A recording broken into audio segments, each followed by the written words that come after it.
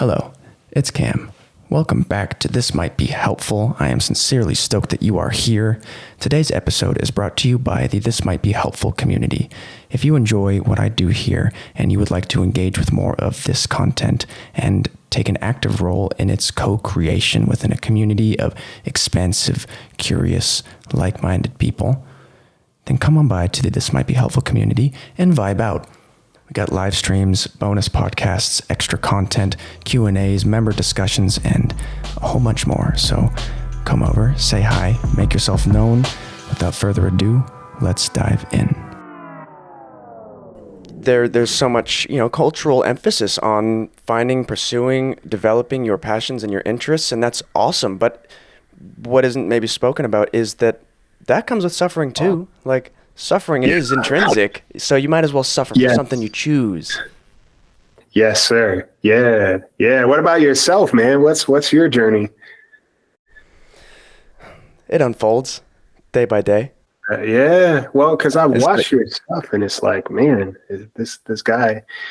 It's your approach to things is very soothing, and it's a safe space that you create. But it transcends a different level. You know what I'm saying? And it's like, people like that have journeyed. That's not textbook knowledge. That's life. It's so interesting because it's like, we're recording, by the way. I just thought I like to introduce like this. Welcome, Isaiah. Thank you so much for being here, man. I'm so stoked to speak with you today. People ask me a lot, like, well, what books should I read? What books have you read? And it's like probably less than you might imagine. Like, so much of it is, it's experiential. Reading books just to force things in there by rote. I've just always followed curiosity, the resonance that comes from curiosity. Yes. When we see somebody who is really a craftsman, or we look at them as like an expert at something, and we see the gap between ourselves and where we perceive them to be, and we see just, oh my God, how did they do that? How could they possibly know all of this? But then that person in that situation is like, well, how couldn't I have known this? It was just like the curiosity put it in there. Like it's a non-effort type of thing. It's when sitting with things and just allowing the mind to wander, right? Like that's such a fundamental aspect of allowing things to figure out, rather than being the thing that does all the figuring. It's like we get to witness that figuring if we give ourselves the space to allow that perception and that clarity to actually emerge. Yeah. So it's literally you living life and applying the knowledge, like you said. Because I think, and there's a difference between someone who reads a book and they are just kind of, regurgitating that information. And you could tell it's like, oh, this is text that you're reciting, versus a person who's actually speaking from their own life experience, but also with a level of wisdom to understand what's been going on. And not only like understand it, but to have work through it. Right. I think that's a craft and a skill that, I'm grateful to have for my own healing and for other people's, but at the same time, it is a rarity, it's a rarity. So. And what is that, what composes that rarity? Is it, a pairing of sensitivity and the vulnerability to express that sensitivity? Because we have to be willing to feel, and then being able to put these things together, we have to be able to, or be willing to express that feeling and speak from the heart. It's such a simple statement, but there's so many dimensions to all of this, right? Like one of my yoga teachers, Jay, he comes on the mat and his mess is his message. It's always like, I woke up late today and I've been kicking myself because I'm having too much sugar and I haven't been meditating, and I found myself criticizing myself and judging myself, and he brings that into this wisdom of movement. And the contrast, you can so detect it when someone is speaking from the heart, because it's those multiple contact points, those multiple harmonies really that brings it together. And I just spent a holiday in Bali, and I went and did a bunch of yoga, went to a whole bunch of different classes, seeing all the different teachers, and it made me really grateful for a lot of the teachers in my life, because it was a lot of speaking a lot of words, but somebody who's speaking from the Hmm. heart, they can use a third of the words but have triple the impact. Come on. Yes, sir. Yeah. Yeah. Yeah.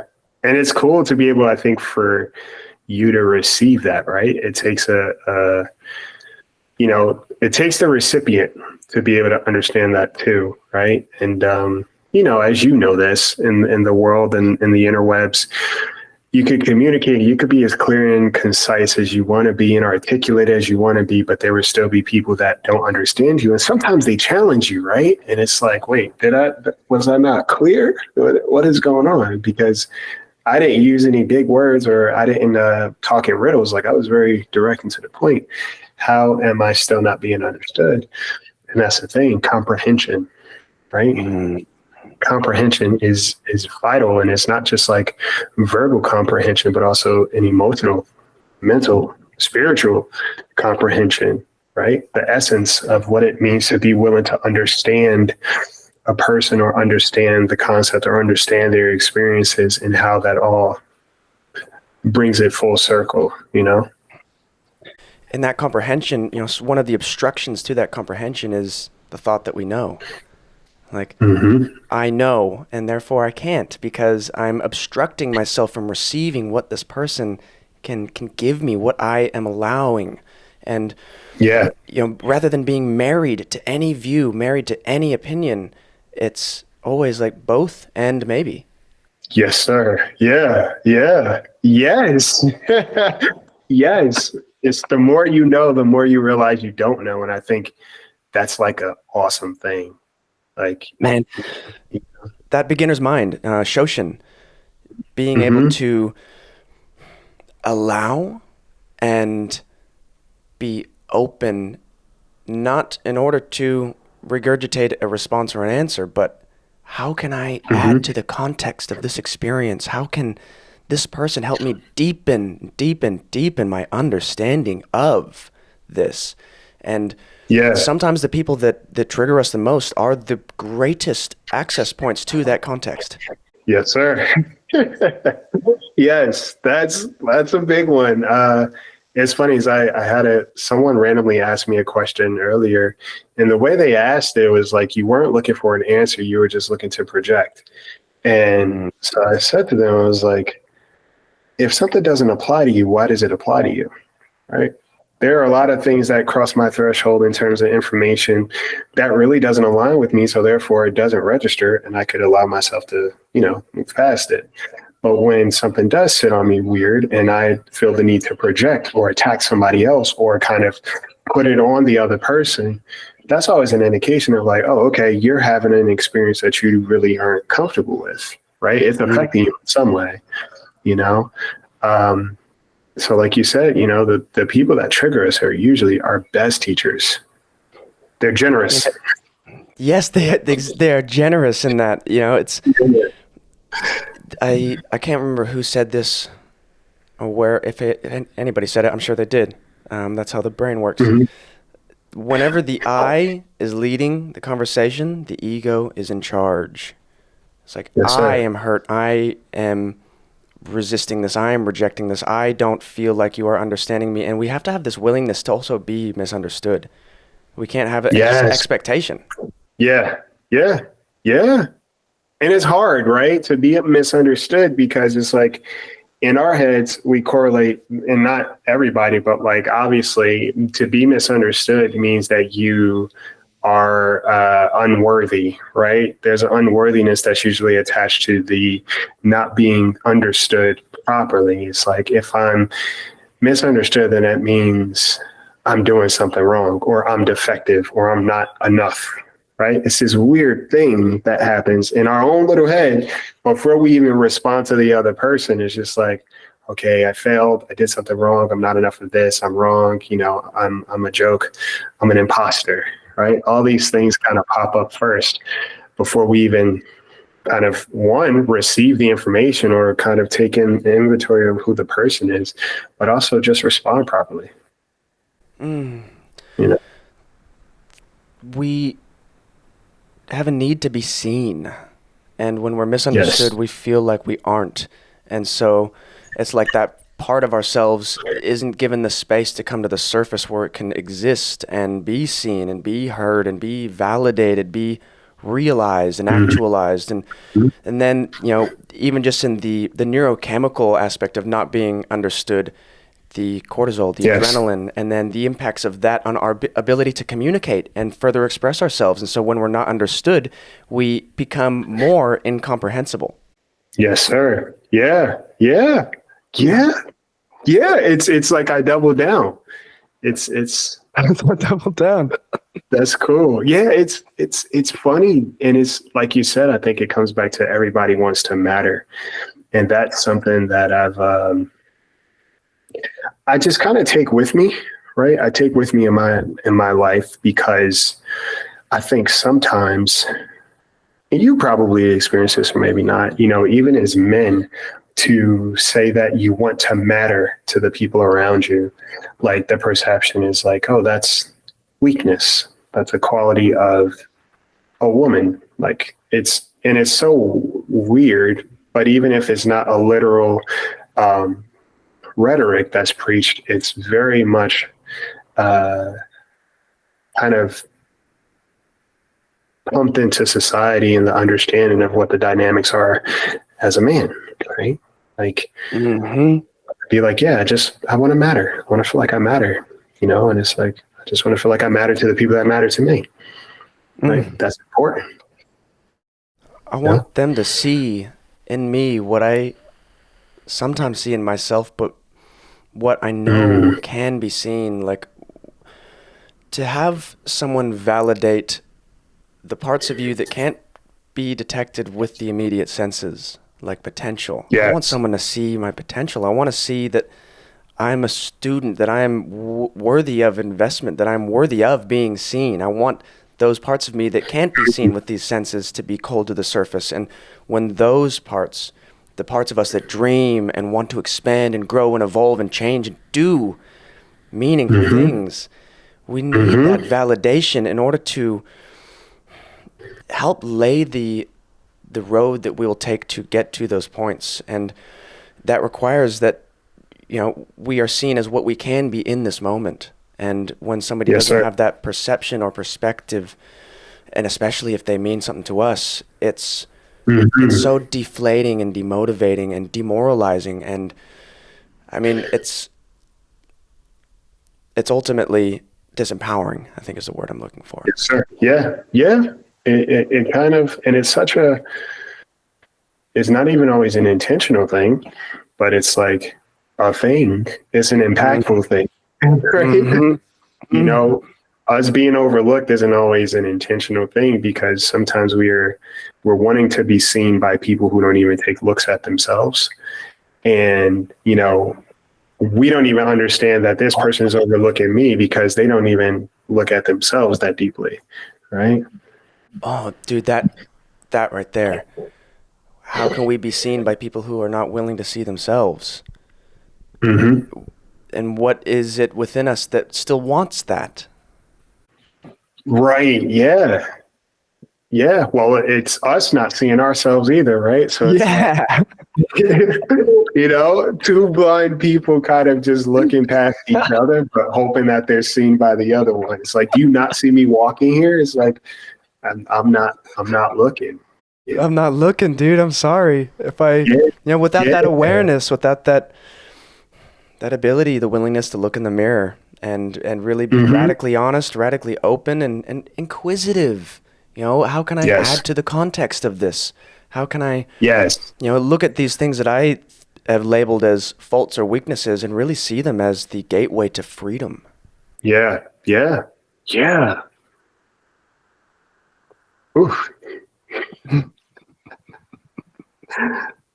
Talk about some peace, dude. Yeah, it's a lot. It's funny because even before like chatting with you, like today has been filled with some deep introspection and having, exchange of concepts and just understanding how different people are. And like in my closest relationships, like coming to understand a new layer of my relationships with some of the people that are the closest to me and recognizing how different we actually are. And not in a bad way, but just literally, we are very different for very different reasons because of different experiences, different nucleus in terms of like dynamics and relationships. And it's like, when you kind of realize the beauty in that, sometimes it scares you, right? When it's like, this person who is my person, and you could align it, whatever, my best friend, my partner, you know, my mom, my sister, whoever, we're very different. And does difference mean disengagement or kind of a disconnect, or does it just mean opposite? You know? And it's like we have these layers of individuality, you know, like we have the biases, conscious and unconscious, our beliefs, conscious and unconscious, our expectations, our desires, our perceptive barriers. But what is more of a constant, I feel, is like a energetic composition or a state of consciousness. Like when someone is in a state of love, that helps us to transcend all of the nuances and individuality of our neural pathways and come together on this really common, harmonious ground. And so it's like, how do we show up in relationships with more of ourselves in the way that we want to, in a way that makes us feel seen and allows them to be seen? It's like focusing on your energy, focusing on your emotions, focusing on how you feel, and not expecting others to do that for you, but really taking that accountability and agency over that energy so that you can walk in and be open and expressive, not from that position of, I need to convince this person, but how can we both come together and add to this context? Yes, I need to connect, not convince. You know? Yeah, context versus confusion. Come on now. Come on. Yeah. Yes. It's, oh man. And it's so real, you know, to like just think about it. And I think the older you get, it does become more of a, well, not the older, you know, because age doesn't always, you know, define maturity, but like, you know, as you have certain experiences, it does allow you to explore what's happening in life a little bit more to a certain capacity, what's happening in your inner world, but also what's happening in the world that, you know, you're trying to create externally, you know? You know, because at all times, you know, we are experiencing reality through some kind of contact point. And that state of consciousness, that state of energy really kind of forms that context, that contact point. And it's like, you can live many years, but if your contact point with reality has always been through like insecurity or fear, shame, guilt, judgment, then it's such a sharp contact point. Things are delivered in such a painful way, and the contact point of love, it softens. You know, it's like a blanket around reality that hugs it and brings it close, and it's like got this great surface area that gives you so much contact, so much connection with reality instead of the sharp points of you know, the egoic interpretations that we have. Yes, sir. We gotta soften so that we can make loving contact with reality. Come on now. Yes, sir. Yes, sir. I love that, man. I love it. It's good stuff. Yeah, it really is. It's like to be able to do that, it's like we go through life collecting experiences, translating those into memories, and it's like those memories, the stories of those memories are really only ever to hopefully add context to whatever this present moment is. But when we don't have that presence, then we are living in that hazy, ethereal, conceptual realm of storytelling. And I think, you know, with relationships, it's so fundamental to recognize stories. Like yesterday, I've got a pregnant fiance, and she was congrats. Thank you. And she was having one of those days that they talk about in the movies and the books where hormones were hardcore. Just a sense of craziness in the body that doesn't feel familiar, it's foreign, and because of that, just a really heightened state. And I'm pretty good at neutralizing things and not deflecting, but being like, oh, this isn't personal. This isn't personal. This isn't personal. Moving on, moving through my day, still providing that space, still giving that love. But then it got to a certain point where she said something personal, really personal. And I was like, oh. Yeah. And then I'm like hanging out the laundry, like fucking, like putting this clip on there, just fucking frustrated. And then I was like, dude, whoa, hey, this is a story. This is a story. You're telling us, your brain is telling a story right now. But now that I've recognized that that's a story, I literally can let go of it. And in a second, I went from angrily hanging out the laundry to then just hanging out the laundry, looking at the sky, that's it, looking at the plants. Yeah. The storyline was dropped away, and that continuity of reality was snipped. And you get to begin again when you let go of the story. Rewrite the narrative, right? It's I think a lot of times we are afraid to let go of the story because it's our identity, right? The character arc, right? Our reasoning for doing this or being this. And it's like, it could be on a very micro level, but also on a macro level. Like, I am this way because this person treated me this way. So therefore I'm hardened, right? This is how I am.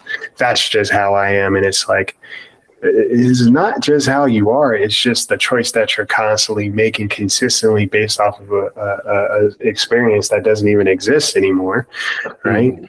But this has been your identity and your story and your morning affirmation and your nightly reverb for so long that now it's like, this is my character arc. This is me, right? And it's blinding, right? Because we don't really think about it in that space. We just we know what's affected us, but we don't understand how we are letting it move through our body, but also how we are moving through the world with it.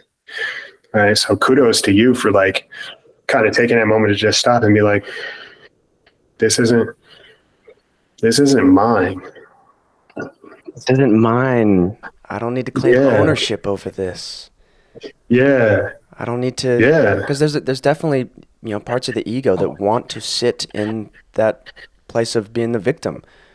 There's a part of the ego that really enjoys that. Like, yes, because the ego doesn't want to change. The ego is this, protective measure that doesn't want itself to change. And it's like realizing that these selves is not the scattered interpretations of an ego that's stuck in the past. That when I recognize that thing is in control, that I, me, and my is leading whatever narrative there is, that's a moment, that's an opportunity to go, hey, I can make better stories than this. If I pick up the pen. Yes, sir. I got to pick up the pen. Yeah. Yeah. Most people leave it to other people to be like, nah, you can rewrite this story. But let me tell you how it's supposed to be written, but you can write it. I don't want to write it. I'm not a good writer, but I know my story better than you do. So I'll let you kind of take it after. You know what I'm saying? It's and funny, we still want to be seen. Yes. It's like, but I know you're the author, but can we somehow make it seem like I was in the writing process in the writing room with you? Because this is about me, right? This is me. So I wanted to showcase who I am. Oh man, we're so delicate. We are so delicate. We're so powerful, but so sensitive. And that delicateness, it also means that we are malleable, that we are shapeshifters. And yes, sir. That the story can change dramatically. Even through just better questions. Yes. Yeah. Better That's questions. A big one. Yeah. That's a big one. Asking questions is, oh man. And I think there's a difference between asking a question that's intrusive or asking a question that's leading versus asking a question to allow or invite intimacy, right? Allow a safety there where it's like where I'm asking you a question because I'm eager to understand you and I want to know how I could take care of you better, right? Right? My questions come from, all right, where's the wound so we could tend to it? Or like, where's your safe space so we could tend to that and cultivate it and make sure it stays that way, right? How am I able to kind of show up to the best of my ability to make sure that any given point in time when we're in connection, you always feel like you're taken care of, right? And asking that for yourself matters too. It's like, all right, what do you need? What does That's that a look good like? question. That's the better question. Like, is this question about to confuse or contextualize? Like, why am I like this? Why do these things keep happening to me? Confusion. Like, Yes. why does reality continue to emerge neutral events and then I label them good or bad? It's like, it's so funny. The mind in its constant labeling and noting is like, I don't Yeah. feel excellent right now, so that must mean that I feel bad and that this is bad. And I'm bad for feeling bad, having a negative experience or a negative emotion automatically aligns with I'm a negative person. Right. That I'm not Yeah. showing up, that I'm not who I say I am, that I'm not who I thought I was, that these things are in Yes. contrast, that I'm experiencing this dissonance between how I feel and what I thought I should be feeling. And the Yeah. storyline is such a huge part of that, in that moment of, oh, this thing happened and it's because it's not amazing, it must be bad, very bad indeed. Or we can roll in that moment, like breathing deeply, giving a little bit of space and going, maybe. Because that maybe, Yeah. that's neutral energetic territory. From that point, you get to Yes. choose where you go and what you do, as opposed to just being caught in the wind all the time. Yeah. Yeah. Yeah.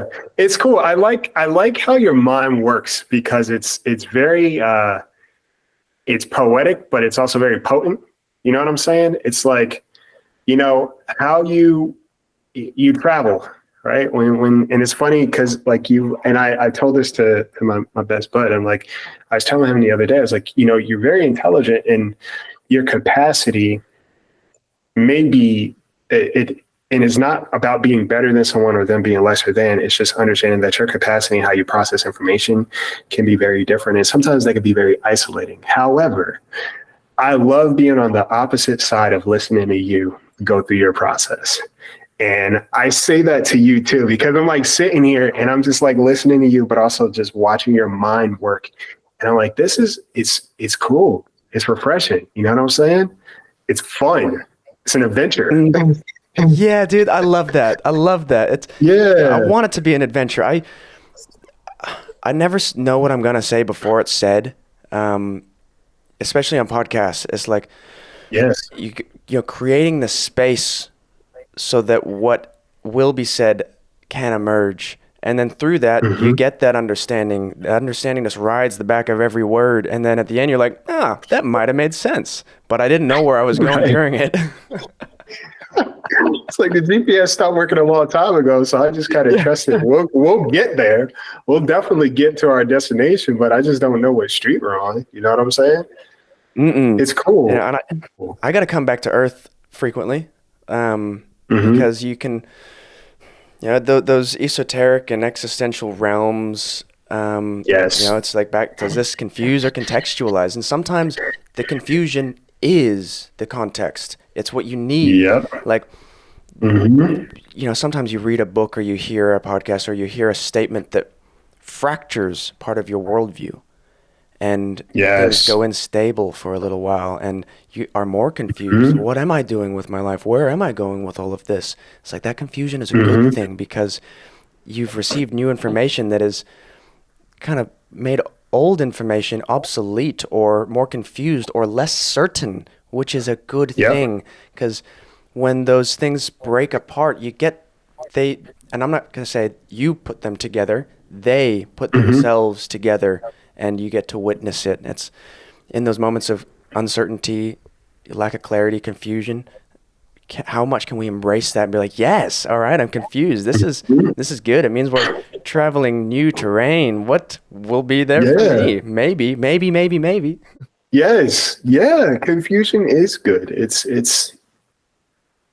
so, man, I was literally having this conversation just earlier, because I was walking through something with a friend of mine. I was just like, it's confusion for me, but also it's kind of cool because there's a level of curiosity that I'm intrigued by. And I'm like, I just think it's kind of fun in the grand scheme. If you take a step back, like exploring new territory and what things mean to me, and what meaning is associated with just who I am and how I navigate life, like it's growth, right? And Mhm. not being afraid of like growing past a certain point, but also looking at certain things in a different way and understanding, oh wow, this is how I process information. Where does this come from?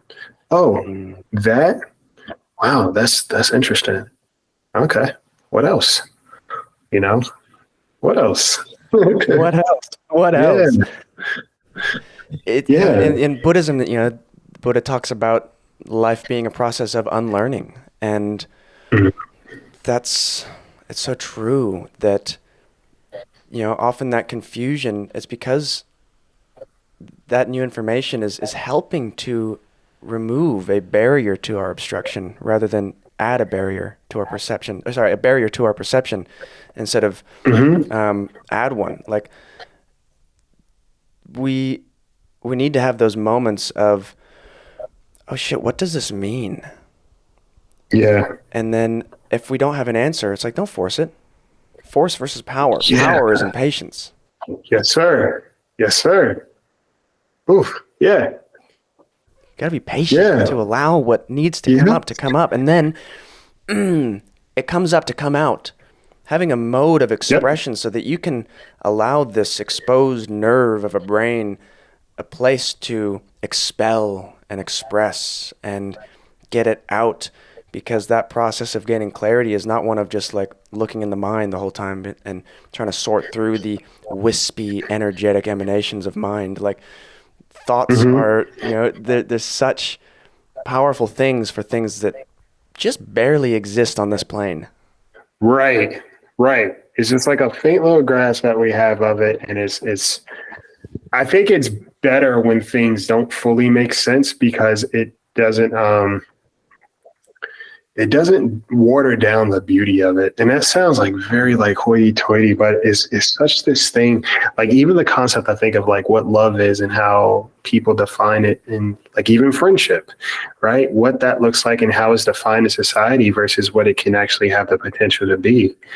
And understanding the significance of it, the deep impact that it is, and the mystique that it can transform into, like that's an amazing thing. It's a delicate thing too. It could be scary sometimes, but I think all of that makes it that much more beautiful, and allows you to understand how important it is, right? Mm. You know, Mm. how necessary. It's, and we also have so much, cultural emphasis on the rational gaze, right? Like Hmm. scientific literature and the emergence of, modern medicine. And, it's funny, the biologists say that it's nothing but biology. And then it's nothing Yeah. but physics, say the physicists. And it's nothing but God, Hmm. say the creationists. And it's like, can we defocalize here and soften the gaze and see how all of Yeah. these things are? That all of these things are conduits of truth, and that by Yes, not sir. having to subscribe to something that is a sense maker or a truth presenter, that we Mhm. might see the greater truth of it all. And it's at that point that the mysticism and the magic really is present. And it's, Yeah. less I have to believe this thing or this is what I believe, but can we suspend disbelief? Mm. Mm. I'm gonna write that down. Yeah, please do. Yeah. Can we suspend I read that in the book. I'm disbelief? sure I read that in the book. I Just can't love it remember though. what. I mean, it's cool to think about because sometimes even suspending disbelief and your own doubts. And like to suspend disbelief means that there's no allowance of disbelief, right? It's not allowed here. So when I think of myself in a way that's negative or like kind of half or less than what I deserve, is like, all right, how about you suspend disbelief for a little bit and just kind of like welcome in a truth, you know? Yeah, because it's like, we want to believe in ourselves and we want others to believe in themselves too, but sometimes that's asking too much. Like, it's too radical of a change. And so if we can just say, well, if you can't believe in yourself yet, at least suspend the disbelief in yourself and see what might come up. I'm writing that. We want to believe in ourselves. We want others to believe themselves, but sometimes that is too much. That is good, Cam. That's powerful, dude. That's good. Hell yeah. Let's go. Let's get it. We're out here today, dude. We are doing it. We are here. It's so funny because like we're so much of what we are saying, it's this undercurrent of experience, and it's a lot of the same thing but said different ways. Like suspending disbelief is like saying maybe. It's that neutral energetic territory that just gives you more a greater field. And what's awesome is that like maybe creates the space for potential. Same thing as suspending disbelief creates a space for potential to emerge. As long as we are believing or non-believing, then we are in either of those places emitting what isn't directly within that belief.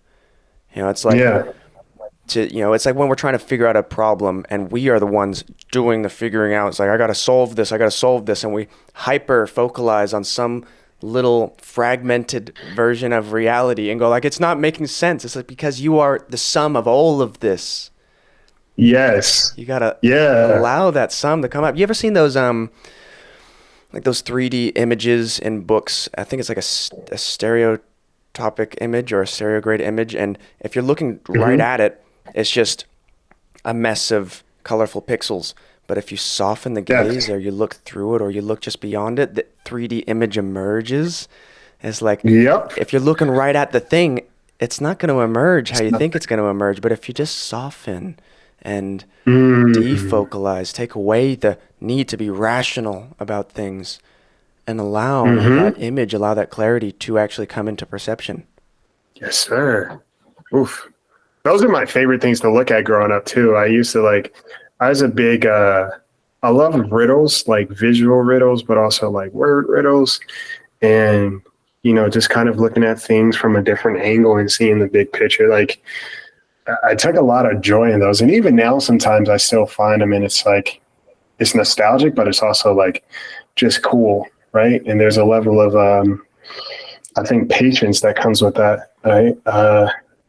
Even puzzles. I enjoy puzzles because it's time invested to create the bigger picture. And while all the pieces may not fit how you desire, right, you can't keep forcing a puzzle to be something that is not, because you desire it to just be this picture. Like, let it become what it needs to become versus trying to force these two pieces that don't fit. I'm thinking about my own puzzles when it comes to that. Yes, when it doesn't feel like it's working, when there's so much force involved, sometimes it's because you're missing that context, right? Like, it's hard to put building out a sky in a puzzle from the middle of the sky when all the pieces kind of look the same but nothing's fitting. It's like, where's the border of this thing? Where's the frame? Where am I willing to go in order to detect an edge so that I can build out from that? Where are my edges? Right. Oof. I'm writing that down too. This is so good. We should have a writers club. Dude, we should. I would love that. I have the perfect space for it in the community. Yeah. Oh, yes. All right, cool. And what's awesome is that this is all getting transcribed and recorded, and I'll put that into Notion, and I'll just say, Hmm. give me the action items. And then it'll give me the action items, and I Yes. say, now do those. Nice. Taking away, the mechanical side of things so that we can show up like this in the way that we Yeah. want, for the Yeah. why that we want, when that we want, how we want. And, Hmm. this in the community of been working on creating this space that is like a creator club, and I use that Yeah. word creator very, very broadly. It's, whether Yes. you're an artist of a certain medium, or whether you are a coach or a healer, you are, a creator of Hmm. something. And so it's a space for us to go in there and experiment, be like, hey, I have this idea, I have some thoughts, but I lack the Yes. context. I need the collective to tune into this. And so putting the idea into the idea incubator and having the collective chime Hmm. in and be like, I love this. I love this. Don't put that there. That doesn't go. We take that down. We're taking that down. Yes. That's cool. Yeah. That's awesome. Do you have like a pretty solid community around you now? Yeah, it's growing. That's good. It's so beautiful. Like, creating a literal space for Hmm. people to be themselves or to be what they might be. And what's incredible is, like, because we're all involved in community in various ways, and often we are Yeah. involved in the community that just is around us. And it's kind of the intentions and the frameworks have already been established. And so when it comes to like creating your own community, it's like, well, shit, what's my intention? What is the bedrock of this thing? What is this, the energy that Mm. really is the foundation of what can come from here? And with that intention of Yeah. openness, vulnerability, excitement, play, authenticity, expression, it's really Yeah. beautiful to see what can come from that. And so let's host a writers club in the community, and Hmm. we can start things off there, because writing really I like it. is the most powerful thing that anybody can do, and I really believe this strongly. And first, we have to Hmm. suspend the disbelief that we are not writers. Anybody can Yes. write. Yeah. It's like, well, I can't. I Hmm. can't write. I was never good at it in school. This ain't school. This is life. Come on now. Come on now. I'm writing that We can down. write. We can write. Yeah. It's how you get to know yourself. It's actually how you think. And when you write, you think more effectively, more comprehensively, Hmm. with more comprehension. And it's just the most incredible way to get to know yourself. And when you write consistently, it's amazing how everything else just kind of unfolds. It's like Yes, you sir. created the storyline, and then the universe is like, well, I have no choice but to comply. Yeah. I guess I got to lean into this. This is just what it is, you know? I Hmm. mean, I guess this is what we're doing. All right, cool. Perfect. You know? Yeah. I love that. Yeah. Writing, like I said, I never saw myself as a writer. And the confidence came where certain professors, and even teachers back in like high school were like, this, I like this. They're like, you're a good storyteller. They're like, I like your writing. I like how your mind works. And that in itself gave me a boost of confidence because I didn't always think that I was a good writer. Right. And then, my book only coming about in the last couple of years. And that was just, like you said, the universe kind of complying in a lot of ways. Right. Because I, in some way, shape, or form, just made the decision, like planted the seed. I'm like, I'm going to do this. Okay. And that Now decision, what? like the decision, I made the decision, and it's, when you made that decision, were you confident or Hmm. were you ready? I was confident. I wasn't ready. Oh, all right, interesting. Yeah. And so I I knew this is something that I wanted to do. And since I knew that I wanted to do that, like I was confident in that decision, I was like, all right, cool. I don't know much, but I'm going to figure it out as I go. And everything I needed to learn, I learned when the time was right. As So I was when the time ready. was right, like you couldn't have known it Hmm. before you needed to know it. Like that's the other thing, is like, you want to pursue whatever you want to pursue, you want to do what you want to do. Don't expect to know anything Yeah. about it before you get to that point. Like the steps really emerge as they need to be taken. coming back to this present moment and asking ourselves better questions. What do I want to do right now? How do I want to feel? What is my intention with this day? What is my intention with this piece of writing, with this project, with this mode of curiosity and creativity? And understand that the network effect of your history of curiosity and creativity is phenomenal. But it's not something that you know before it's happened. You only know it in hindsight. It's like, wow, okay, that's how everything came together. But you couldn't have possibly figured out this multi-dimensional riddle before it's been lived. It was time. Yep. Yeah, man. And that's cool because it's the concept of being so many different people at different points in time in your life. Like you're a core of who you are. Right. Life isn't about finding yourself. It's about creating yourself and getting to understand. I have that on my wall, but like just getting to recognize that you could be so many things and they are still who you are, but you are allowing the creative process to also exist and just letting that be whatever beauty comes of that. You know what I'm saying? It's really cool. What advice would you have for someone who does want to write, for someone who has been told when they were younger that, oh, this isn't an option for you, this is what you are? I would say write from truth, right? Start with what you know and allow that to be confidence and reassurance that you have content that you could create from, right?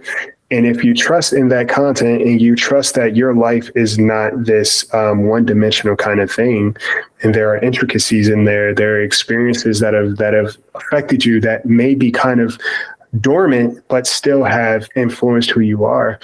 If you could kind of embrace this idea that I've had some very unique experiences in life, even if I don't remember them fully, I can kind of tap into them, right?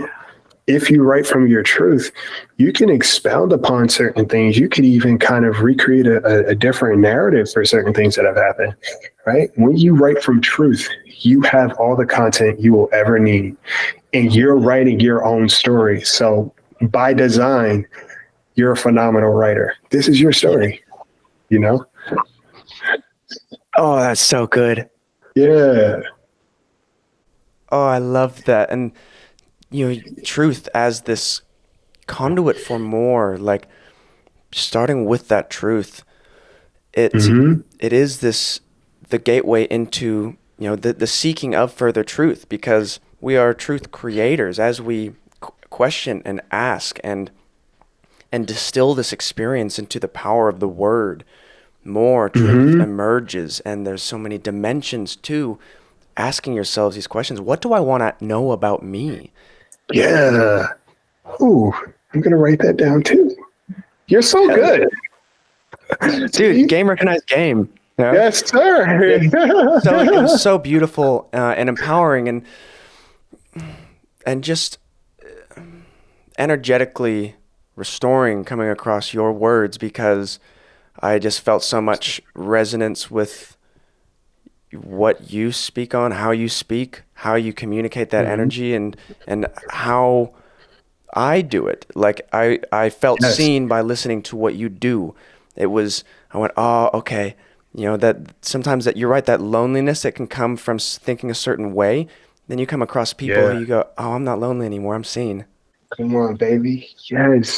Yes, I share that sentiment, man. It was such a blessing to see you come across, and it was funny because we kind of reached out, and this is the whole thing of when you're ready and when it's time, it will happen, because we literally were reaching out to each other at the same time, and how much of a reminder that the world we have in our head is so small in comparison to how this world works and how energy works, and how the beauty of connection kind of, again, transcends the stereotypical of we need to be in proximity to have a deep bond, or have this bond that goes deep, right?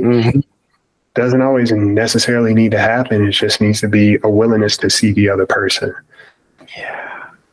Yes. Right? Willingness to see the other person and a willingness to be seen. Like we're Yes. gifted with this connection because we decided to use our voices. And Yes, when you sir. decide to use your voice, you don't have to reach, you don't have to cling. It just emerges in front of you. Yes. Yes. Yes. You can, let go of the need to keep reaching and forcing. It's like use the voice. You have a beacon. You have this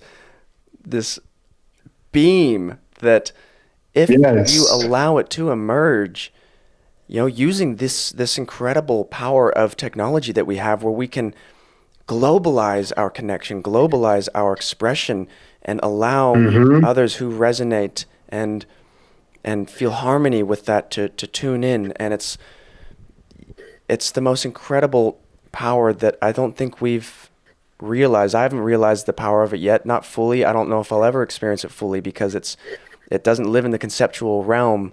It's this broader experiential, multidimensionality. But to put it simply, use your voice Mm-hmm. and allow that voice to be the beacon for attracting the people that you will Yeah. love, the people that you already belong with, even though you haven't met them yet.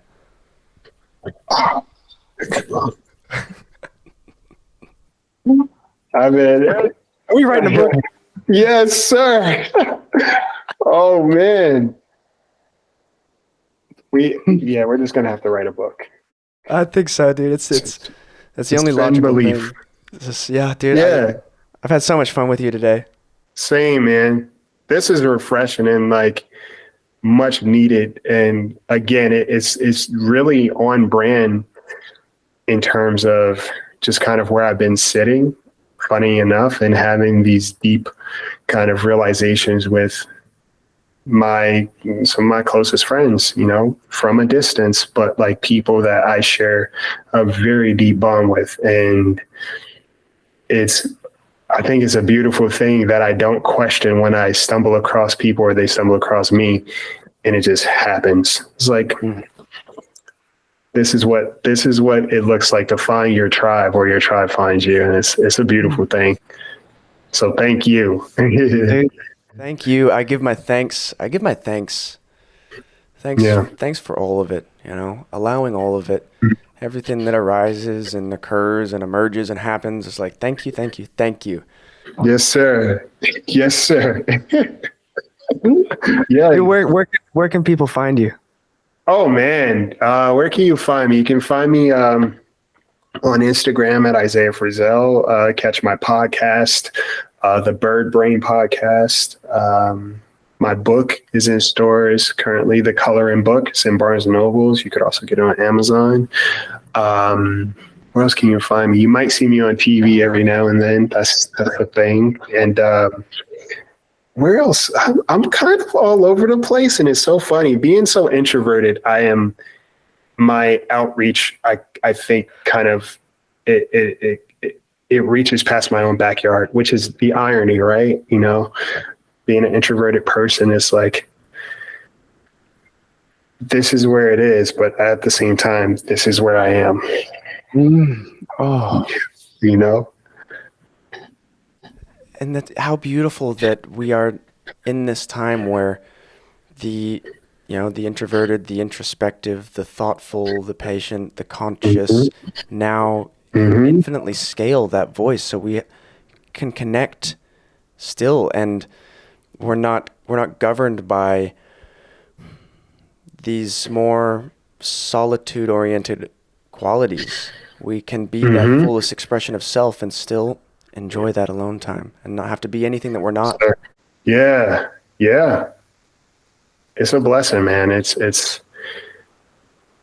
a real blessing. And I think the older I get, the more I understand.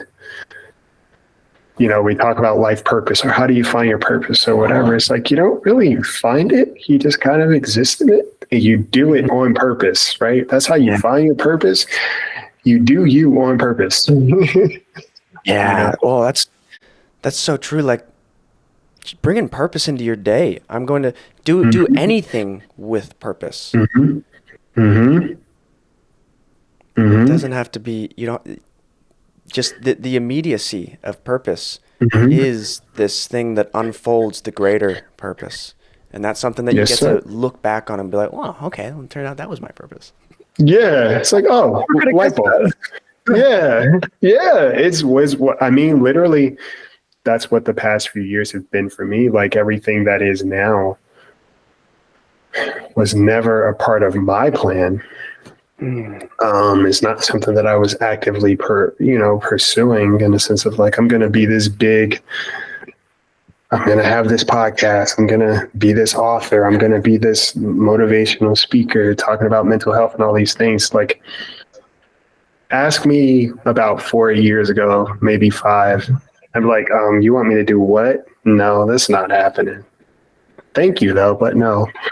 That's No. not me. Yeah. And at Not some point, not though, something fractured that, and that disbelief was Mhm. suspended, and then you get to become what you are. Like Yes, these, sir. because this was always there. It was always in you. You have just walked into a timeline that was already established. Come on. Ooh, yes. And what a timeline, man. It's full of, I think, so much. It's a very I think rich timeline and Mm. very, very, very potent and important timeline. And it's weighted, but it's also an important timeline nevertheless. It's like it's Yeah. necessary, you know? Yes. It is necessary. Um, Yeah. Dude, thanks so much for being here. We'll talk after this and we'll arrange the Writers Club. Yeah. 'Cause that's gonna be fun Let's as do hell. it. I'll drop all the links to all those Yes. things you mentioned in the description below. Yeah. Everybody, please go and enjoy, go and bask, go and connect, go and be empowered, go and allow your Come on. everything to emerge. It's really special and powerful, and really the world is at your fingertips if you decide to pick up the pen. Come on. Right from truth. That's the one right there. Right from Yes. truth. Thank you Thanks, for brother. having me, man. This is definitely this is some good soul food. So I appreciate you being who you are, man. Received and returned. Yes, sir.